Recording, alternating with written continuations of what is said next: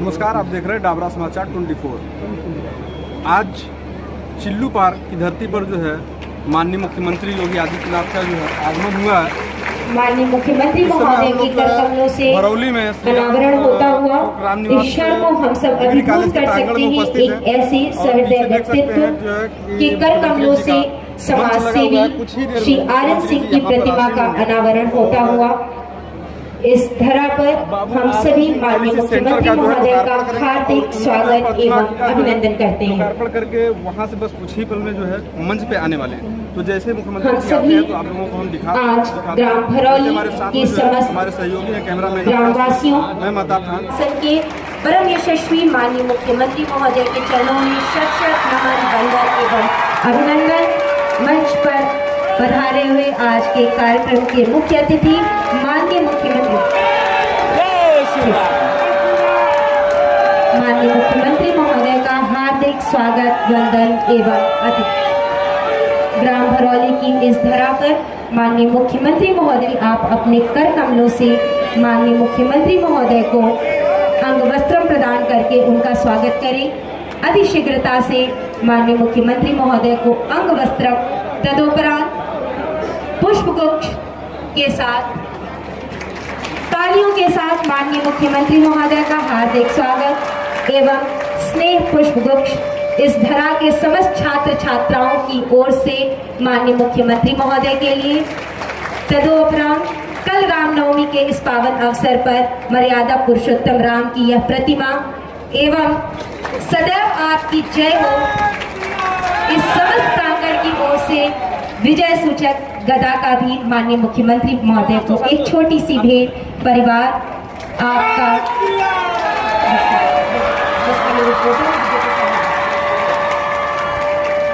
तालियों के साथ इस क्षण को अभिभूत करें हम सभी समस्त अतिथिगणों के सानिध्य में माननीय मुख्यमंत्री महोदय। हम सभी माननीय विधायक लखनऊ से दिल्ली से चल रही है तो सीधा चिल्लू पार में विकास की यह बाल्टी भरने लगी है। मैं आपको धन्यवाद देना चाहता हूं कि आपने 13,000 करोड़ का जब शिलान्यास कराया गडकरी जी को लाकर तो 1100 करोड़ रुपया केवल चिल्लू पार के हिस्से में ही आ गया। इसके लिए मैं राज्य में आपका राम जानकी मार्ग के सौलीकरण के लिए आपको फोन लेने के धन्यवाद देना चाहता हूँ। जो गीडा बना है महाराज जी 8,000 हेक्टेयर में आपने गीडा जो दिया है सौगात चिल्लू पार को, ये चिल्लू पार का नौजवान अब गिरबिटिया मजदूर लोकप्रिय जनप्रतिनिधि का समर्पित समाज सेवी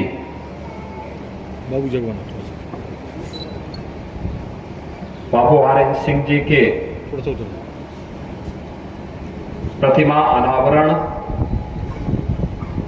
और अत्याधुनिक डायलिसिस सेंटर के लोकार्पण के अवसर पर आयोजित आज के इस कार्यक्रम में मंच पर उपस्थित इस क्षेत्र के लोकप्रिय विधायक प्रदेश सरकार के पूर्व मंत्री श्री राजेश त्रिपाठी जी, बांसगांव के लोकप्रिय विधायक डॉक्टर विमलेश पासवान जी, उत्तर भारतीय संघ मुंबई और राम सखी रामनिवास शिक्षण संकुल के अध्यक्ष श्री संतोष सिंह जी,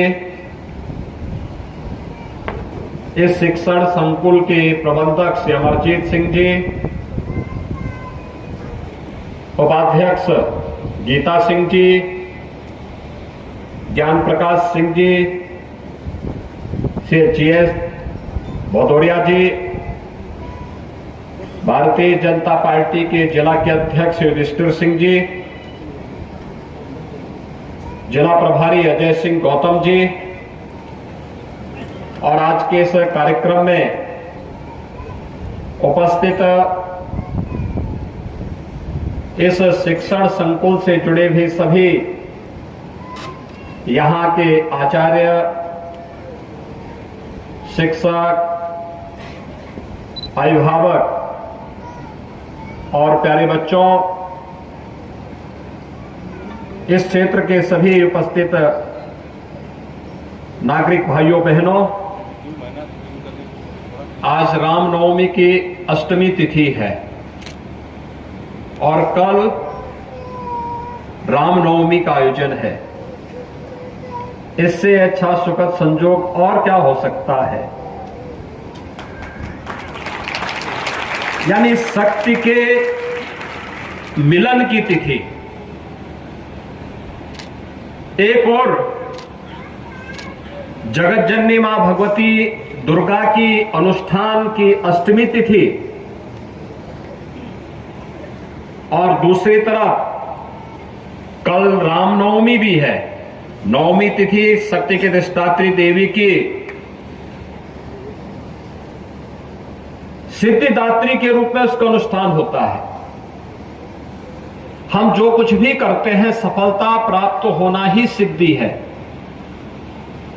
जिस क्षेत्र में हम कार्य कर रहे हैं और जो संकल्प होता है उस संकल्प को सिद्धि में पहुंचाने के लिए पुरुषार्थ कैसा होना चाहिए, भगवान राम उसके आदर्श हैं। और कल सिद्धिदात्री की इस पावन तिथि पर रामनवमी का पावन आयोजन होगा और आज हम भरोली गांव में यहां पर बाबू आर्यन सिंह जी की प्रतिमा के लोकार्पण कार्यक्रम के साथ ही इस भव्य डायलिसिस सेंटर के उद्घाटन का कार्यक्रम कर रहे हैं। मैं भरोली गांव के लोगों को विशेष रूप से बधाई दूंगा कि आपके कारण दक्षिणांचल में इतना अच्छा केंद्र गोरखपुर वासियों को प्राप्त हो गया है।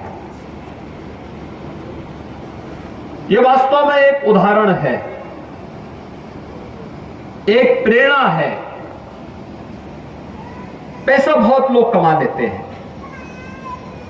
लेकिन भाइयों बहनों उस पैसे का यश के लिए उपयोग हो, धर्म के लिए उपयोग हो और उस पैसे की गर्मी बहुत ज्यादा भी ना हो, यह बहुत कम देखने को मिलता है। और मुझे लगता है कि भगवान राम के उस आदर्श को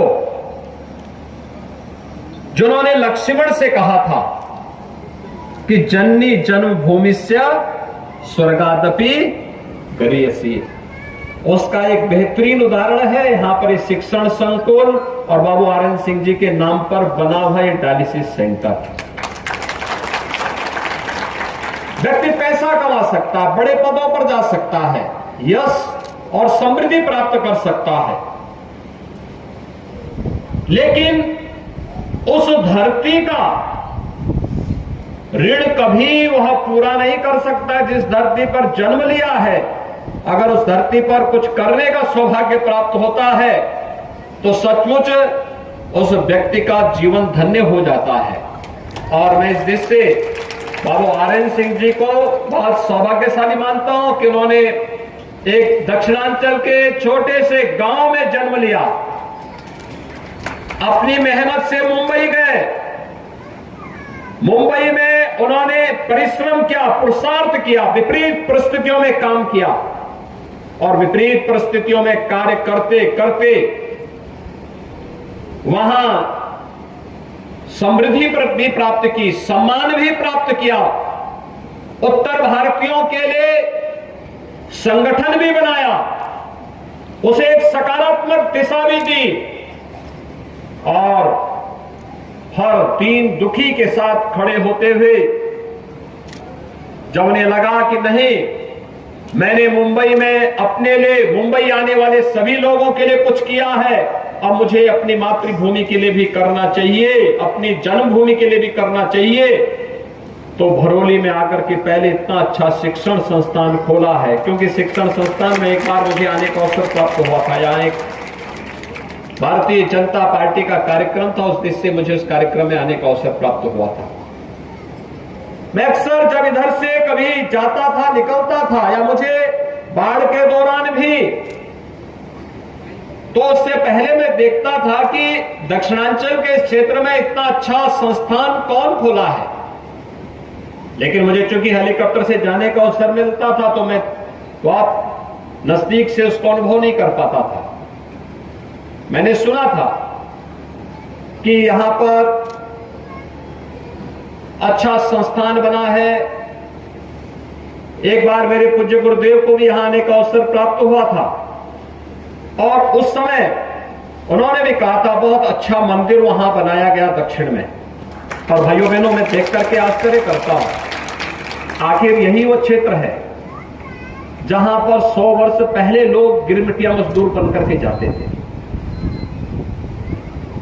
ये गिरमिटिया मजदूर क्योंकि बाढ़ के प्रकोप, त्रासदी, एक फसल होना और उसमें भी कभी कभी प्रकृति की मार पड़ जाती थी तो लोगों के लिए सामने संकट आ जाता था, जाने के साधन नहीं थे।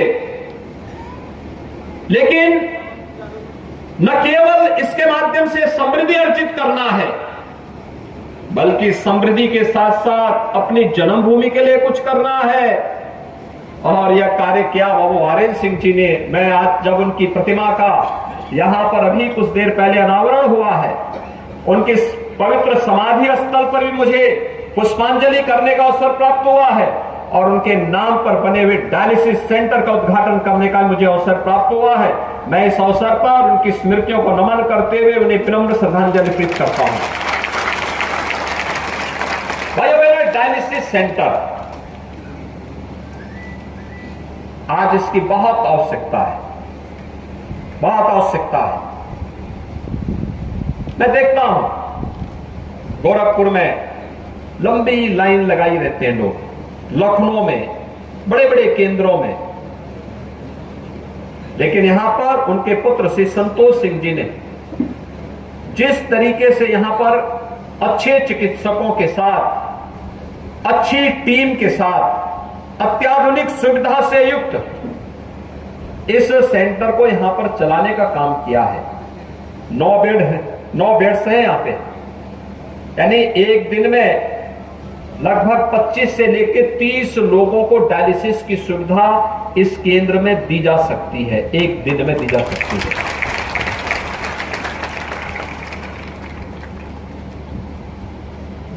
अत्याधुनिक सुविधा दी है।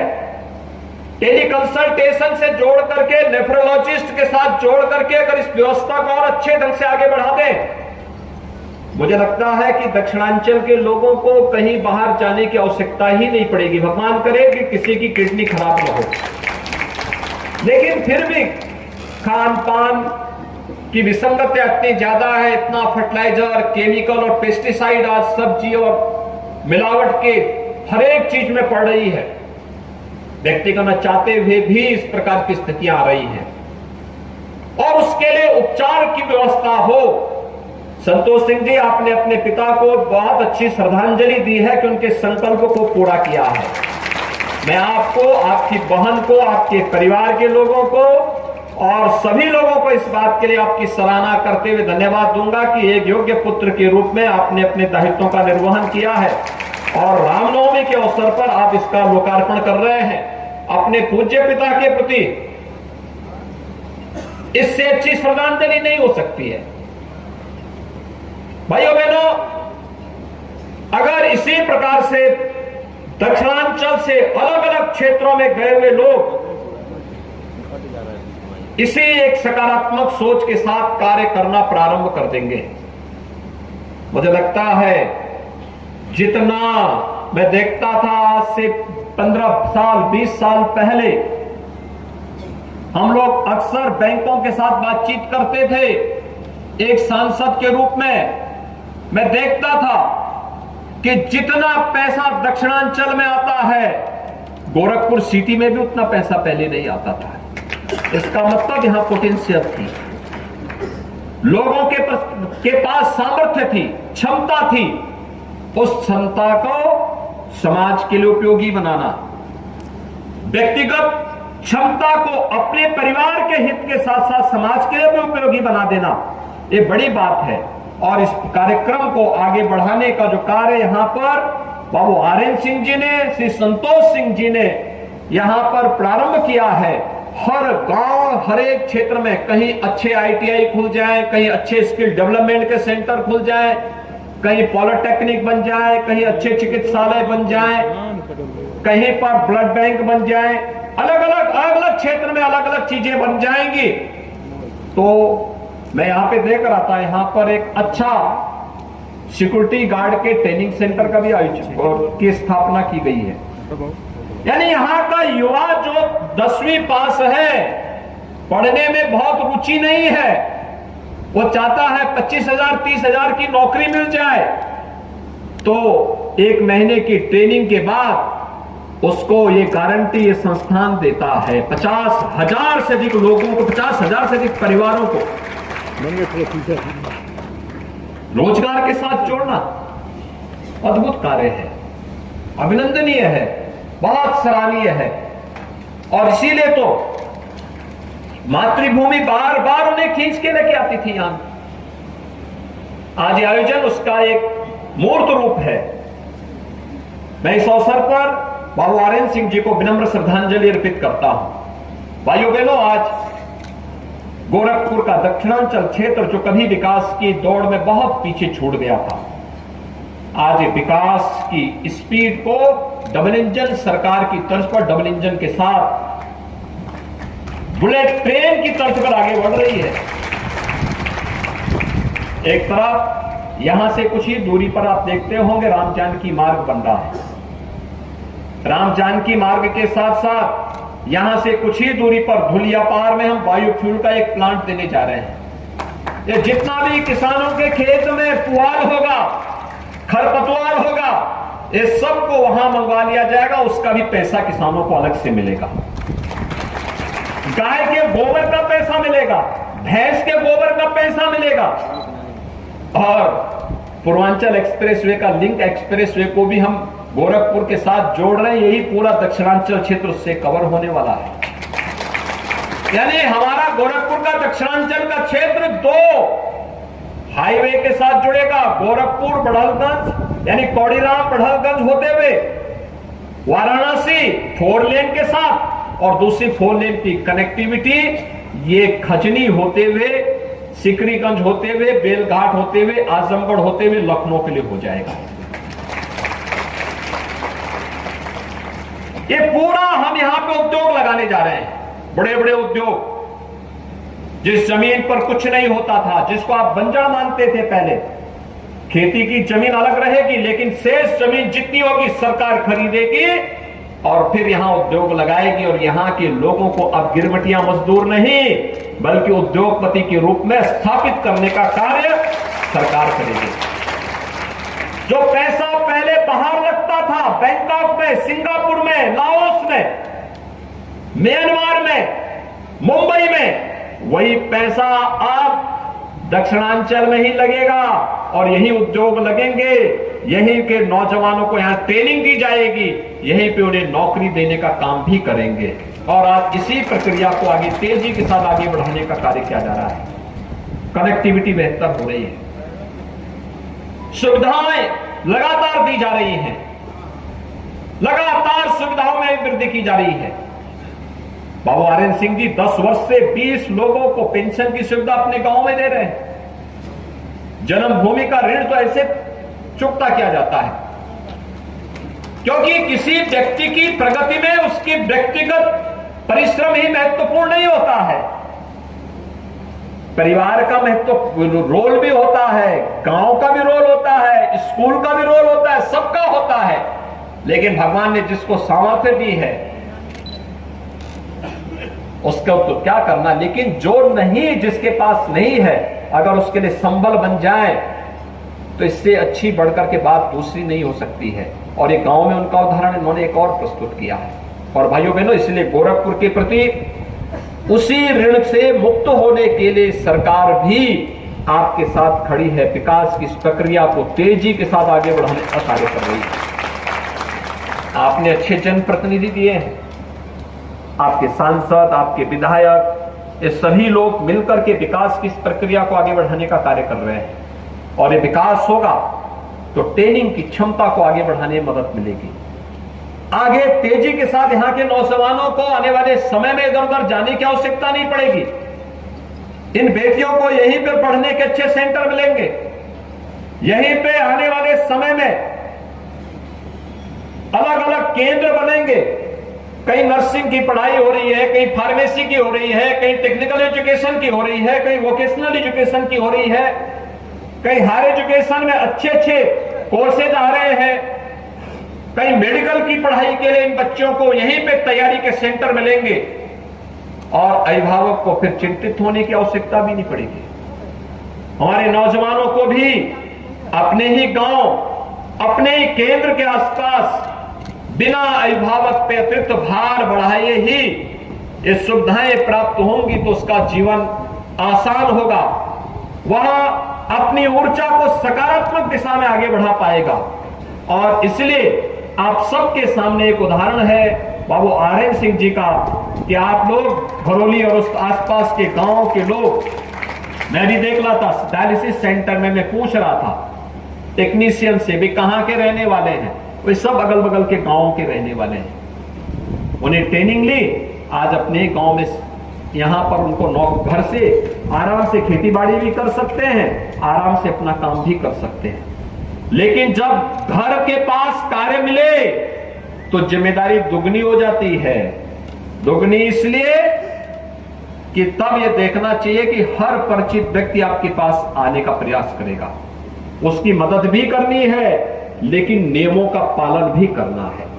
और नियमों का पालन करते हुए अगर हम ईमानदारी के साथ अपने कर्तव्यों का निर्वहन करते हैं तो मुझे लगता है कि हर एक व्यक्ति अपनी जन्मभूमि के ऋण से मुक्त होने का कार्य कर सकता है। और आज हम लोग अष्टमी की स्थिति में यहां पर इस केंद्र में आकर के इसका अनुभव कर रहे हैं। मैं आज के इस अवसर पर बाबू आरएन सिंह जी को इस कार्य के लिए, उनके परिवार के लोगों को, बाबू आरएन सिंह जी की प्रतिमा को स्थापित करने, इन सभी कार्यक्रमों के लिए हृदय से बधाई देता हूं, बाबू आरएन सिंह जी को श्रद्धांजलि देता हूं। और मैं आप सबको इस बात के लिए आश्वस्त करता हूं, राज्य सरकार आपके हितों को पूरी तरह संरक्षित करने के लिए प्रतिबद्ध है। आपने देखा होगा उत्तर प्रदेश का भी हम लोगों ने ग्लोबल इन्वेस्टर समिट किया था। 35 लाख करोड़ रुपए के प्रस्ताव हमें मिले। 35 लाख करोड़, आप सम्मान कर लीजिए, 35 लाख करोड़ बहुत बड़ी पूंजी होती है जी। 35 लाख करोड़, ये पैसा अगर जमीन पर जब लगेगा ना, 1 करोड़ से ज्यादा नौजवानों को सीधे सीधे नौकरी मिल जाएगी। 1 करोड़ से ज्यादा। गोरखपुर जिले में भी अनेक प्रस्ताव आए। इन प्रस्तावों को जमीन पर उतारना, समयबद्ध तरीके से आगे बढ़ाना, विकास की परियोजना में बाधा न बनना, बल्कि उस परियोजना को आने वाले समय के लिए अपने भविष्य को उज्जवल बनाने का एक माध्यम मानना, ये हमारा कार्य होना चाहिए। और अभी तो ये विकास की प्रक्रियाएं आगे बढ़ी है। राम जानकी मार्ग जब अयोध्या से सीतामढ़ी तक सीधे बनेगा और वहां से जनकपुर तक बनेगा, तो आप लोग अपने आप को सौभाग्यशाली मानेंगे कि आप लोग अपने पूर्वजों की धरोहर को सोचिए। कब, आज से हजारों वर्ष पहले भगवान राम मां जानकी को लेकर के इसी मार्ग से अयोध्या गए थे, जनकपुर से अयोध्या गए थे। आज वो मार्ग 2 लेन और कहीं कहीं 4 लेन बन रहा है। कितना सौभाग्यशाली हैं आप, इतनी समृद्ध विरासत को। और इस वर्ष तक अयोध्या में राम मंदिर का निर्माण भी होगा। आप भी जाके कह सकते हैं कि हमने भी योगदान दिया है। बाबू आरएन सिंह जी ने 1 करोड़ रुपए का दान राम मंदिर निर्माण के लिए दिया, तो आप भी जाके कह सकते हैं वे हमारे गांव का भी योगदान है, हम भी राम मंदिर निर्माण में योगदान किए। राम मंदिर का निर्माण भारत के राष्ट्र मंदिर के निर्माण जैसा है। 500 वर्षों के बाद यह अवसर हमें प्राप्त हुआ है। और इस अवसर के लिए हम सबको प्रधानमंत्री जी के प्रति, भारत की न्यायिक व्यवस्था के प्रति सम्मान का भाव व्यक्त करते हुए अपने आप को सदैव इस बात के लिए तैयार रखना होगा कि आने वाले समय में हमारी विरासत को भारत की आन, मान और शान के खिलाफ कोई दुस्साहस न करने पाए, इसके लिए सदैव सचेत होकर के हमें कार्य करना होगा। आज के इस अवसर पर मैं एक बार फिर से आप सबको रामनवमी की और चैत्र नवरात्रि की हृदय से बधाई देता हूं, अपनी शुभकामनाएं देता हूं। बाबू आरएन सिंह जी को विनम्र श्रद्धांजलि अर्पित करते हुए उनके परिवार के सदस्यों को धन्यवाद देता हूं कि उन्होंने दक्षिणांचल को एक अच्छी चीज यहां पर उपलब्ध कराई है। इसके लिए उनका पूरा परिवार बधाई का पात्र है। आप सबके प्रति मेरी शुभकामनाएं। धन्यवाद। जय हिंद।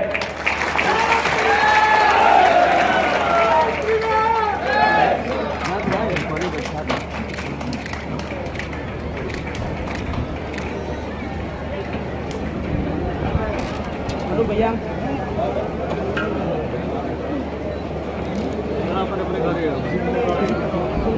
संदीप भैया कितने बनिए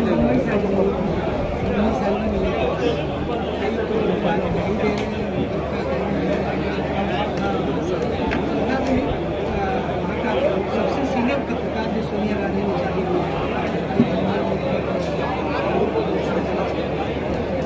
योगी जी के 11-12 साल से वहाँ जितना जाते हैं भैया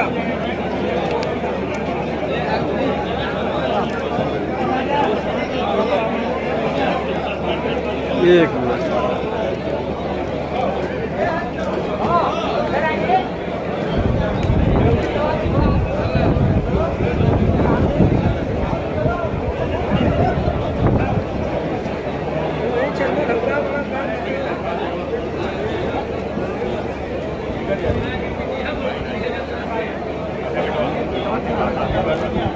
अभी जो है माननीय मुख्यमंत्री योगी आदित्यनाथ जी को यहाँ कार्यक्रम के लिए प्रस्थान कर देते हैं। बाकी हमारी जो है टीम मनोज मिश्रा, जिला संवाददाता, मैं महताब खान, कैमरामैन आकाश।